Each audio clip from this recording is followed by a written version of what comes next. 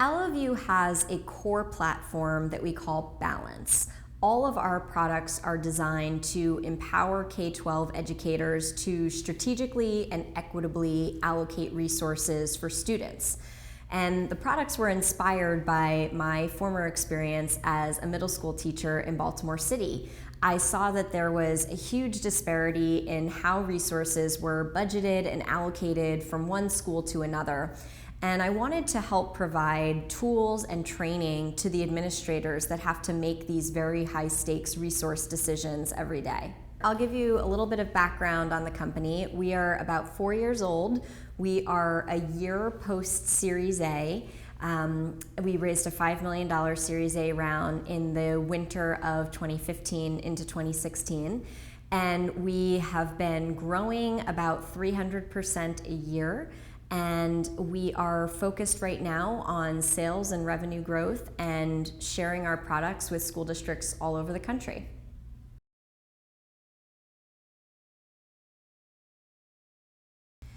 In December of 2012, I went home to my family at Christmas and I told them that I was going to quit my job and start an education finance technology company. And everybody looked at me like I was crazy because I had no background in technology. I had never worked for a product company. I had never built a product. And I really didn't have any savings either because I had been working as a public school teacher until the past 6 months where I'd been doing some marketing work. And I really didn't know where to begin, but I knew that I had to do this. This idea was just haunting me. I knew I was going to be full of regret if I didn't pursue it. So I decided I was just going to cut the safety net, quit my job, and figure it out. I think that I'll figure it out is sort of the mantra of founders, particularly first-time founders and serial entrepreneurs. You never quite know how things are going to work out, so you just have to roll with the punches and figure it out. So I quit my job that January, and at the time I had about 30 days of money in the bank. I had been pretty much living paycheck to paycheck as a teacher. And so I knew I wasn't going to be able to 100% focus on this idea because I had to keep paying my bills and putting food on the table for myself. So I picked up a bunch of part-time jobs. Those first 6 months, I was really just hustling all the time. I was renting my house out on Airbnb, I was doing photography, I was organizing classes, I was writing grants. I would pretty much do anything legal that somebody would pay me money to do. And so simultaneously, while I was working on all these little side jobs, I was going through an accelerator program called Accelerate Baltimore. That gave me about $25,000 of startup investment. It was the first investment that we received.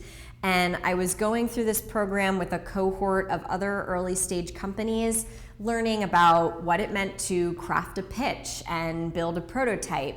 And around that time, I started working with some designers to help me build out a prototype based on the feedback I was getting from potential customers that I was talking to. So I spent a lot of time just interviewing educators, talking to principals, asking a lot of questions, really trying to get my head around the nuances of this problem to start thinking about what solutions might really get to the bottom of it.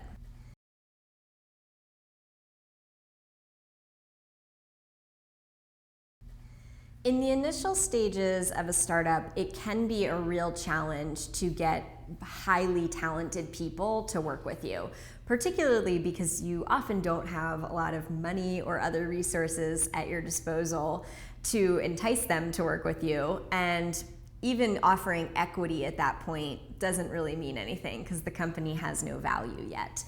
So I have found one of the most important things for a founder is to be a really compelling storyteller. You have to understand and truly believe and be passionate about the story of your business. In other words, you have to really understand the why of what you're doing. Why does this matter to the world? Why is it important? Why does this have to happen? And people are drawn to that central why of your business. That is what makes people want to work for a company. Stock options and health benefits, they're great, and hopefully as you get further along into a company, you can provide great salaries and benefits for people, but that's not really why people want to go work for a startup. They want to work with a startup because they believe in the mission and they get excited about the potential. Being a founder, you have to have a vision for what the future looks like, and it is your job to explain this future vision for the world and what that will look like if you are successful. And that's how you rally people to work with you on making that a reality. And most of these people that you reached out to, were they through common connections in your network, or if there were any from outside, how were you able to reach them and get them on board, basically? I would say about 6 months to a year leading up to my decision to start the company, I had been really getting immersed in the local tech scene. I found that there were just these really interesting, innovative people who like to sit around on the weekends and solve problems. And whether that meant hacking together a solution or just thinking about what a better future would look like for the city and what stakeholders would need to be involved in that, I found a lot of that great innovation energy very exciting in the technical community. So for probably a year or two leading up to this decision to start the company, I was attending a lot of tech events in the city, whether they were hackathons or just happy hours or kind of learn to code sessions. And I wasn't so much focused on gaining the technical skills personally. It was tangentially interesting to me, but my core draw to that group was the energy around innovation. And so I started spending a lot of time with these people just because it was interesting to me and fun to hang out with them. And then when I was ready to start the company, I realized I had a pretty good network of people that I had built authentic relationships with. And those were some of the first people that I called upon for advice, to get feedback, to talk through the idea, to ask for introductions. And I really can't stress enough that it's really important for these relationships to be authentic. If you show up at events like this just looking for a co-founder or looking for someone to code an idea that you have, these guys are gonna suss that out pretty quickly because they get that a lot. And so the tech community has a very sensitive radar to people that are trying to use them for their technical abilities. But if you approach the tech and design community with an authentic interest in learning and working with them and solving problems, you'll find that you start to develop some really authentic relationships that will help you as you start to grow and evolve your business.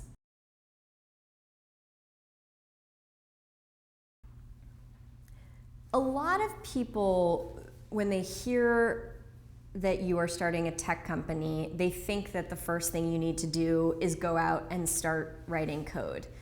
And that's actually not even the first 5 or 10 things that you should do. When you're starting a company, the first thing you need to do is understand and validate a problem that you are trying to solve.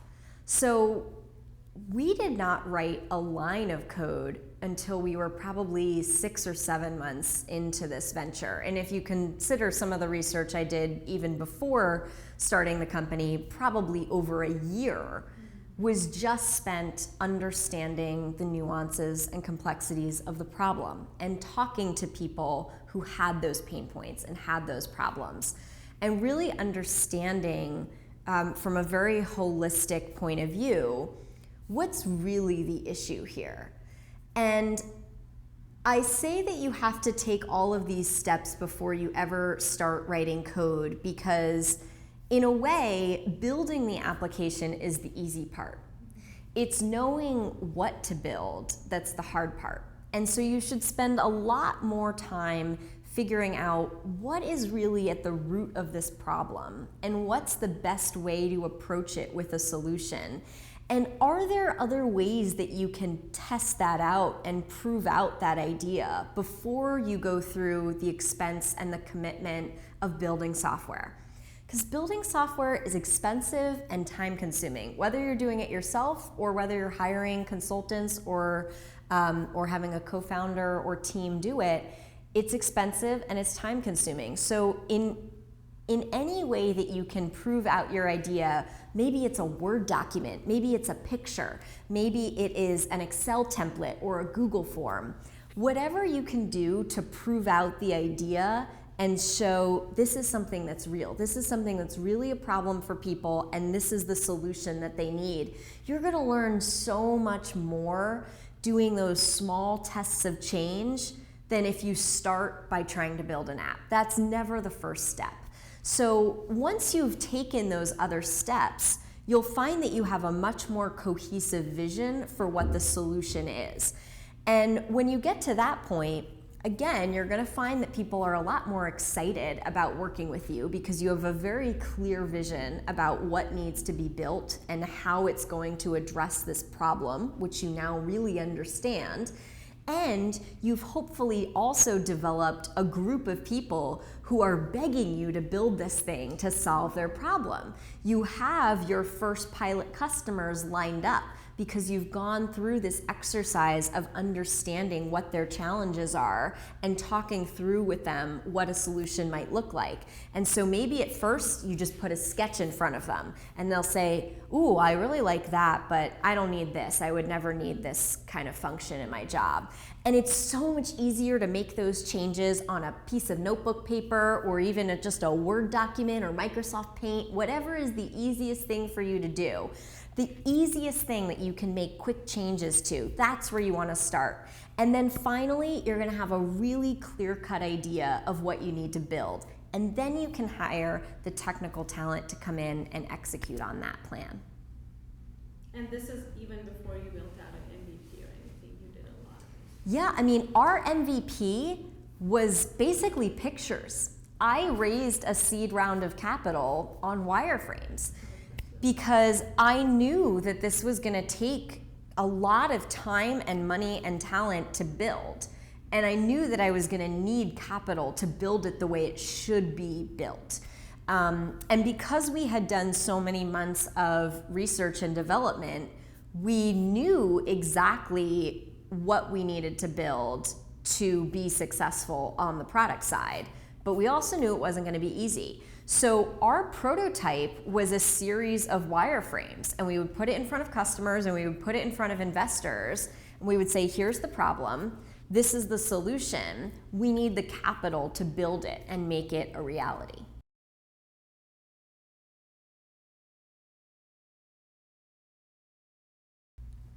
If you are not a technical founder, you need to be the person who understands the problem and the story better than anyone else.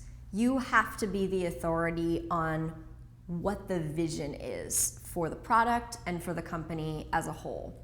You have to be the one who's doing everything else. You have to rally talent, you have to rally capital, you have to rally customers, and you have to really understand what that brand and vision is going to be. So it's fine if you're not a technical founder, because most companies every company needs lots of different people to make it work, right? You don't just need the engineer.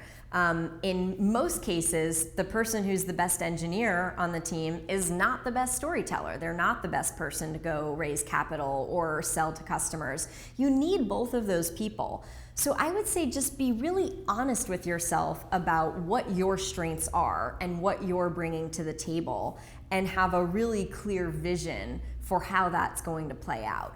And then you can surround yourself with some of the other parts that you need to make the whole thing work.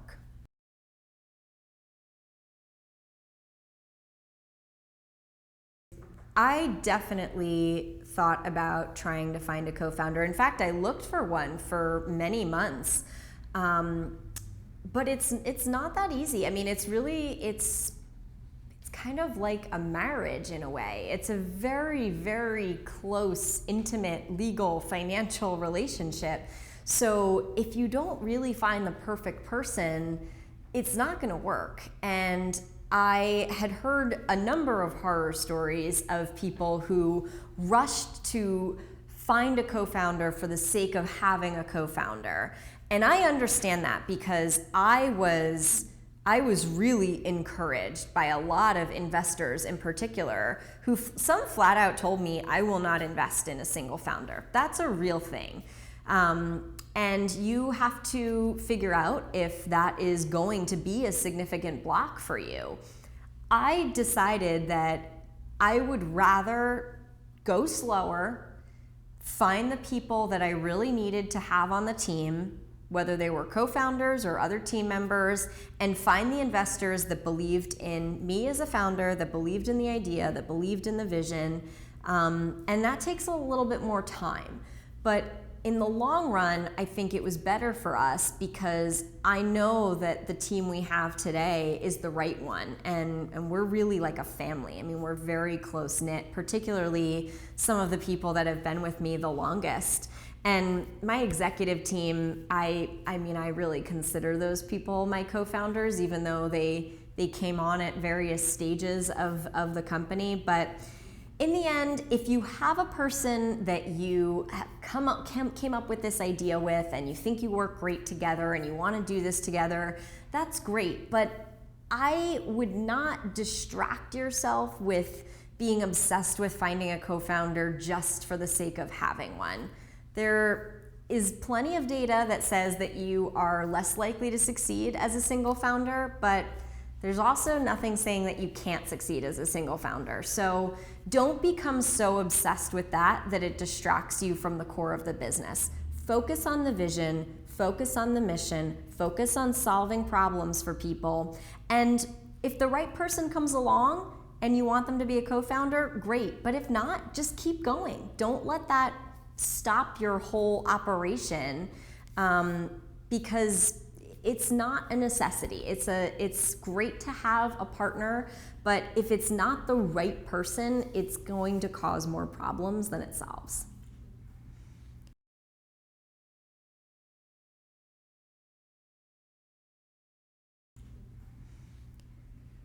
We spent a lot of the first year, 2 years really, just talking to district executives who might be potential customers for us at some point. And so by the time we were ready to launch in the market with our product and services, we had several people that were excited about what we were working on. Our very first contract was actually somebody that we started talking to in Baltimore, and by the time we launched the product, he had actually moved to another district. And so we called him up at his new district and said, we're ready to go with this thing. We want you to help us launch it in your new district. And he got on board, and he's been one of our best customers. I think this goes back to that idea of having authentic relationships, right? You want to find your earliest adopters of your product are going to be people that believe in you as a team and believe in your vision. They're going to understand that the first version of what you roll out is probably going to have some bugs. It's going to be missing a lot. It's going to have some holes. It's not going to be perfect. But they understand where you're trying to go, and they want to be part of helping you take it there. So you really have to be looking out for those early adopter types who are totally on board with your mission and vision and want to help be a part of it. They're really more like a partner than they are a customer at that stage. And to some extent, we're still at that stage. We are not yet at the point where this is a mainstream thing that is a household name and everybody knows about it and it's got years and years of experience, right? We're still are asking people to take a bit of a risk working with us. We're still a young company. The product still has plenty of improvements to be made on it. We can all see places where we want it to be better. So when we're talking with school districts, we say, we really want you to be our partner on this. We want feedback from you. We want to know how we can make it better. We want to know how we can make your lives easier. So much of starting and running a company is about building and developing these authentic relationships with investors, with your team, and with your customers.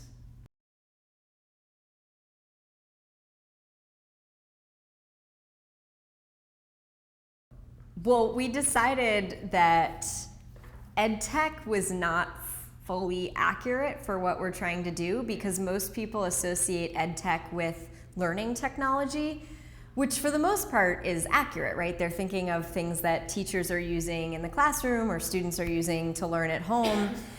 So we are in some sense EdTech, but it also left out a big component of what we do, which is this finance stuff. So there's another term for that, which is FinTech, finance technology. But we didn't really feel like we fit into the FinTech world either, because that's more corporate and, you know, things like cryptocurrency and consumer and corporate finance. And so we didn't really fit in that world either, because we felt like it was leaving out this big piece of education that was our passion and our focus. So we said we're going to mash them up and we're going to create a new vertical called EdFinTech. We are education finance technology, and that is inclusive of the three major components of what we're doing and really the intersection of where we're working.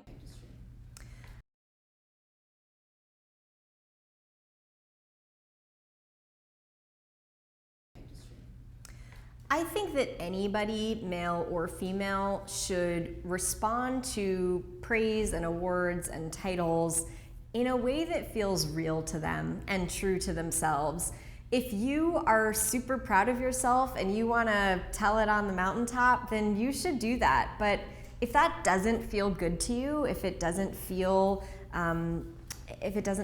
honest to yourself, then feel free to just sit quietly and let other people sing your praises too.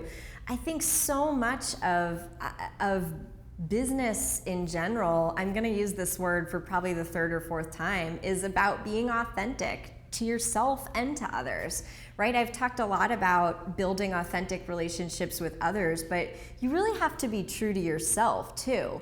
And I think that goes for how you talk, how you sell, what you wear, the way that you interact with people. So much of it is finding things that feel honest and true to who you are as a person, because people can tell when you're putting on a face, when you're trying to be something that you're not.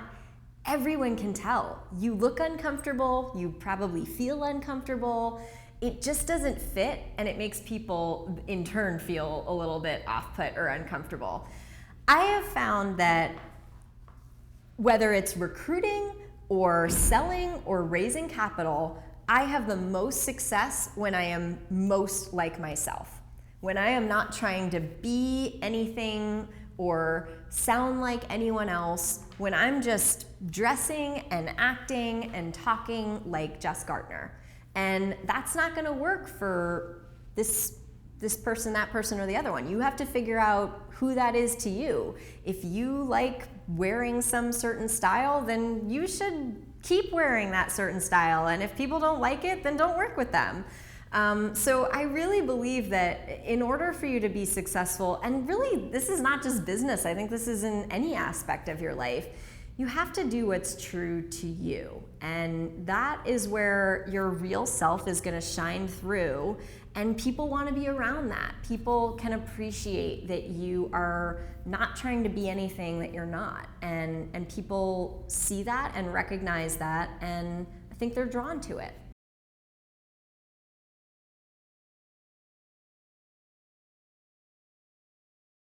So a lot of that first year we spent building out the prototype, testing out the idea. I used that prototype to raise a seed round of capital. And I knew that we weren't going to be able to build the product the way it deserved to be built without a significant amount of capital. So I started fundraising, and that was a really challenging experience for me. It's a little bit soul crushing, because basically your role is to go out there and say, here is my dream and my vision for education and improving this industry, and it's the investor's job to poke holes in it, to poke holes in your idea, in your business model, in your team, in your talents, to point out all of your shortcomings, to point out all of your flaws. Like, it's not that fun.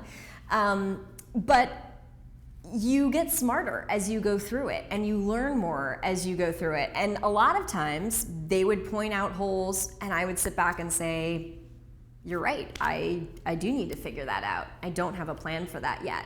And so it can also be a great business exercise because you're getting so much feedback from all of these people that you're pitching to. And I dislike the current narrative right now that that founders and CEOs need to like grovel to the investor community and should just be so happy to like take whatever money they can get. I really believe that fundraising is a two-way street. It cannot just be you begging for money and hoping that some investor will grace you with capital. That's not how this works. One, if you're out there fundraising, it's because you believe that you have a great idea that's going to generate really good returns for this investor. So you should be approaching that conversation with a sense of, why should I let you be part of this? That's got to be part of it too. What are you going to do to help make this vision a reality?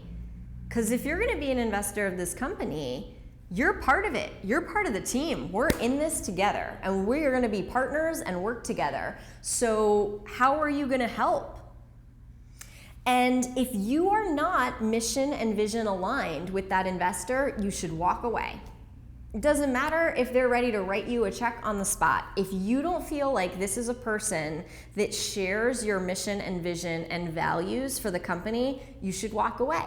And it's so hard to do, especially when you are people to pay and bills that are overdue, and you're looking at that account balance like, oh my God, how am I gonna run payroll in 2 weeks? It is really hard to do. But I promise you, your life will be better having a team of investors that is aligned with you on your corporate values. And I've heard a lot of horror stories from founders who just took money for the sake of wanting to get that money in the door, but they didn't fully vet the investors, and now they're in business together. And when you want to do one thing and they're pushing you to do another, that's going to take time and energy out of your business and could potentially totally derail the path that your business is on. So I would say take your time. I mean, it took me about 9 months to raise that round of capital. It does not happen overnight. Now, I know some people that can go out and raise money in 2 weeks. And once if you're a proven, tested entrepreneur, you probably have the network, you have people that believe in you. If you're a first-time founder, you're starting from less than zero. You have no credentials, especially if you're a solo founder, especially if you're a non-technical founder. You've got a lot of checks against you. So you're gonna have to work extra hard, but you might get 100 no's, and all you need is 1 or 2 yeses. And if those yeses are the people that you really want to be doing this with, you're gonna be so much happier in the long term, and your business is gonna be better for it, and you're gonna be better for it.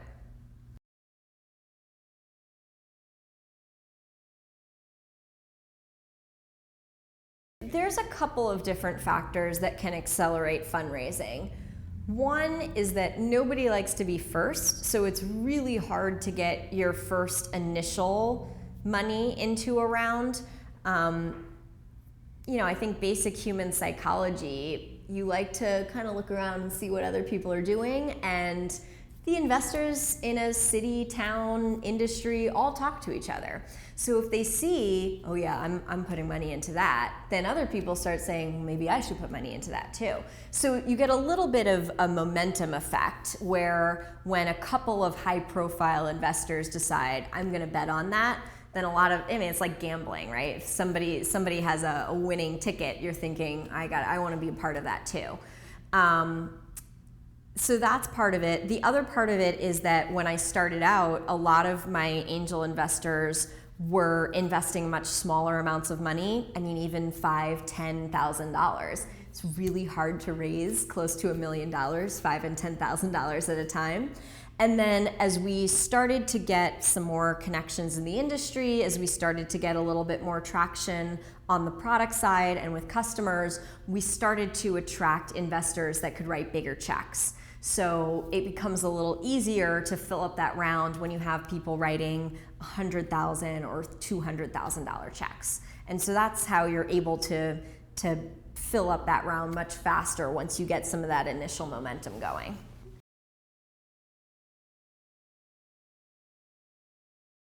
I think it's about your approach to the business and the quality of the mission and vision that you have for the company. Certainly, if you have a proven track record of success, that's going to give you a leg up in fundraising. But in most cases, in the very early days, an investor is betting on the founder because they have very little else to go off of, right? Even if you have a little rinky-dink MVP product, that doesn't mean very much, right? It's the product is going to change, even the team's going to change. So really, the thing that most early stage investors have to go on is the founder, and they're looking at things like how dedicated are you to this company? So the fact that I actually had quit my job and put all my eggs in the basket of this company was pretty compelling to a lot of investors. It wasn't like this was something I was doing on the side, on nights and weekends, which that may be how you have to get started, and that's fine. But at some point, investors are going to want to see that you are all in, that you are 100% committed to this. And I drew that line in the sand very early on. I said, this is what I'm going to do. I'm going all in on this company. And early stage investors like to see that type of dedication. They like to see that you have a real clarity of vision. They like to see that you have a strong plan. They like to see that you have a strong business model. They like to see that you have a talented team. Are you able to attract the talent that it's going to take to get this built and off the ground? And so each investor has their own sort of pet thesis for how they make investments. Some of them do it purely because they like the industry. Some of it because they just like you as a person. Some of them will just fall in love with the product that you're trying to build. So you have to figure out, what do you care about from investors' perspectives, and then find out what your investor cares about. And in some cases, it's going to become clear that you're just not on the same page. Like, I had a couple investors say to me, I really want to, I want to make an investment, but I'd like to get my money back in 18 months. Well, that's a good thing for me to know, because I'd like to build and grow this company for 10 years. So you're not going to see your money in 18 months. So this probably isn't a good fit. And again, you need to be aware that this is a two-way street. You need to have a dialogue about whether this is going to work for both of you. Because if in 12 months you're pressuring me to sell the company because you want your investment back, this is not going to be a good relationship, right? And you're certainly not going to be happy if I'm tying up your money for 10 years when you wanted it back in 18 months. So you really need to understand what is their investment thesis? What do they care about? Do they have a timeline for when they want their money back? What do they care about in terms of the corporate values of the company? Will they stand by you when you are making a decision to stick by your values in the face of a challenge? Those are things that you need to have really serious conversations about when you're talking to investors. And in the end, you're going to know that if it's a good fit or not. And you have to be really honest with yourself about that on both sides.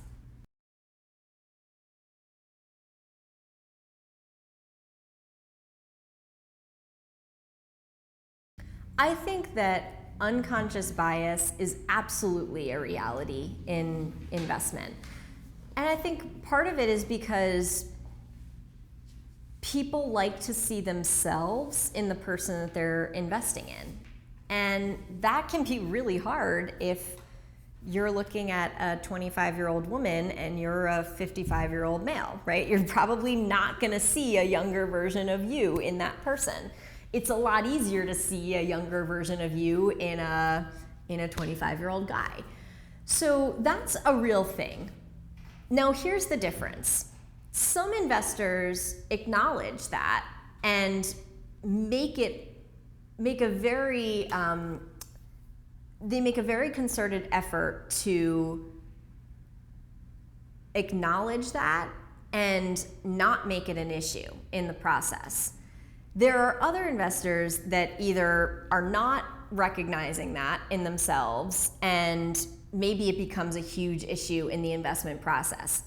This is where I say you have to be really honest with yourself about whether this is going to work. Because for me, if I sat down with an investor and felt like they were dismissing me as a female, that relationship was over at the end of that conversation. I am just not going to do business with somebody that thinks I'm a lesser business person because I'm a female. This is not going to work. Right. This company is run by a female. So if you don't think that females are capable of running businesses, this is not going to be a successful relationship. So I would just vet people out as part of my process. If I sat down with you and felt like you were being rude to me, whether I was a female or not, if I just felt like you're rude to founders, I don't need to do business with you. If you're rude to my team, we don't need to do business together. So I think that has to be part of your process for finding investors that respect you and share your vision. The investors that are in my cap table today were all remarkably respectful of me and my team, and if anything, they saw me being a female as an asset or an advantage to the company, not a detriment. If I sat down with someone and felt like they thought me being a female was a disadvantage, that conversation was over.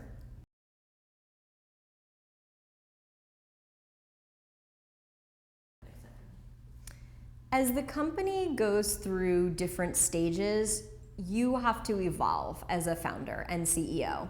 I like to say that I often feel like a chameleon because I'm constantly changing my shape and colors for the company as the company demands. So in the first year, I was totally focused on R&D. What is the problem? How do we understand the pain points around this? What are customers asking for? In year 2, I was laser focused on the product, getting every feature and design layout right, really working with my designers, with my engineers, really focused on building a great product. By year 3, I was almost exclusively focused on sales. So you have to be very aware of what the business needs at any given time. There were times where almost 100% of my effort was on fundraising. And hopefully at that point, you've hired some other people that are focusing on other aspects of the business. At any time, I think it's really important for you to be honest about what your strengths are and where you're getting the most value for your time. So we got to a point probably in year 2 where I had still been involved in a lot of design conversations, but we had also by this point hired some designers and technical people. And one day I looked around and said, you know what? I'm the bottleneck. I'm holding up decisions because I'm out fundraising and taking meetings and they're waiting on me to approve this design. So I think I can step back from this process now. There's times on all aspects of the business where you're almost always the first person doing everything, and you have to be really honest with yourself. Is this a good use of my time? Something that actually sounds pretty small, which I think is actually really significant, booking my own travel. I held on to that for a really long time because I was like, come on, who am I? I can book my own travel, right? Like, how hard is this? I can do it, it's fine. I know how to book a flight and book a hotel. And then one day I realized how much time I was spending on it because I had really started traveling a lot to conferences, to meet with customers. I realized it was almost a full-time job. And I thought to myself, What if instead of all those hours I'm spending on Expedia looking for the cheapest flight to Phoenix, I could be talking to a customer or meeting with the dev team or talking to a partner. So you have to really think critically about where you're getting maximum value for the company out of your time. And that's going to change over time. I mean, in year 1, I could not afford an administrative assistant. In year 3, I said, you know what, this is going to be an investment, but it's going to free up my time to focus on sales and fundraising and business growth. And that's more important than me sitting around trying to find the best, the cheapest hotel in Austin. So we actually did an exercise at the end of this past year, which I recommend to everyone, regardless of what you do and how you spend your time. I sat down and wrote a job description for myself, and we call this the honest job description. So it's not if you were going to go hire somebody, how would you write this out? It's what do you actually do with your time? And my director of talent, Crystal, came up with this exercise, and we both did it and found it so insightful that we had the entire company do it.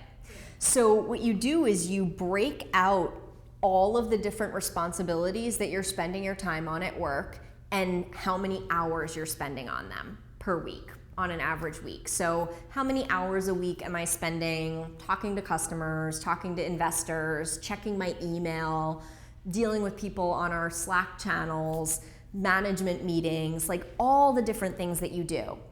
And then you sit back and you say, should I really be spending this much time entering data into Salesforce?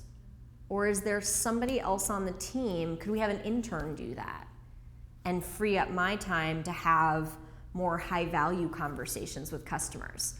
And so we had our entire company go through this exercise, and the executive team sat down and we analyzed everyone's job descriptions, and we looked across departments and said, is this the best person to be doing this task? Would it be more efficient if the data team did this and could automate it instead of having them spend 10 hours a week doing that manually? Do we care about this task anymore? Maybe we cared about this task 9 months ago, but is this still something that we think needs to be done, or is that just kind of a waste of time now? So I think it's so important to constantly reflect on how you're spending your time and whether or not you're getting the most value out of your time.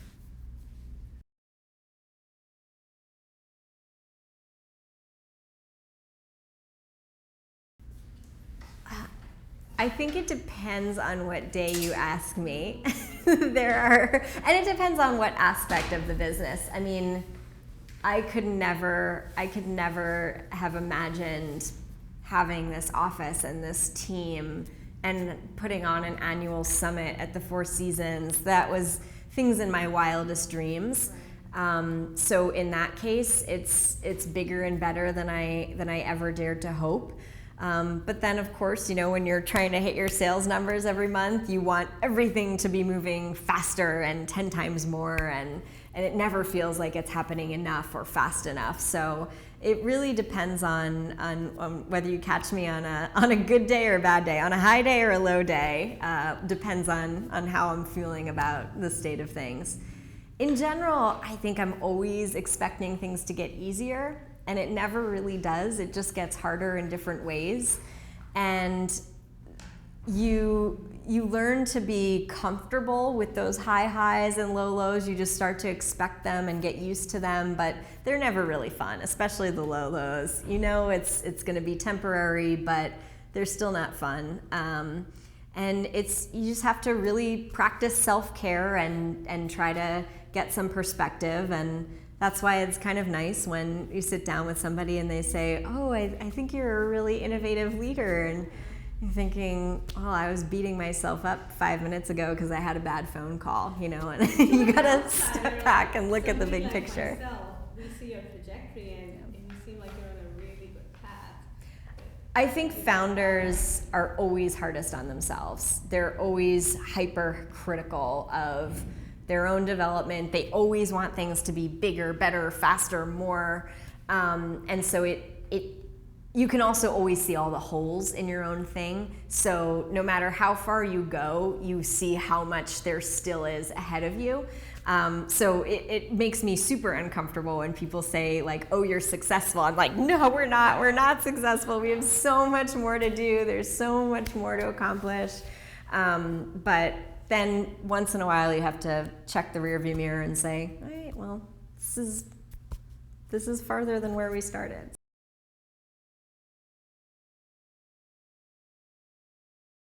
When in doubt, trust your gut.